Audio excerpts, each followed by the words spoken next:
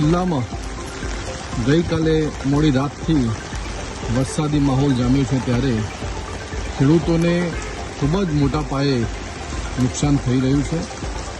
અરવલ્લી જિલ્લાના ખેડૂતોએ ખૂબ મહેનતથી મગફળી, સોયાબીન, કપાસ અને અડદ સહિતના પાકોનું વાવેતર કરેલું।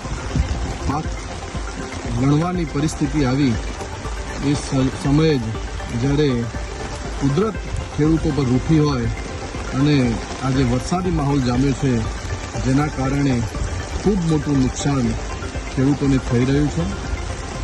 ગુજરાત સરકારને હું અરવલ્લી જિલ્લા કોંગ્રેસ સમિતિ દ્વારા વિનંતી કરું છું કે તાત્કાલિક ધોરણે આ ખેડૂતોને પાકને થયેલા નુકસાનનું સર્વે કામગીરી હાથ ધરાય અને તાત્કાલિક ધોરણે વહેલામાં વહેલી તકે રાહત પેકેજ જાહેર કરવા માટેની હું વિનંતી પણ કરું છું।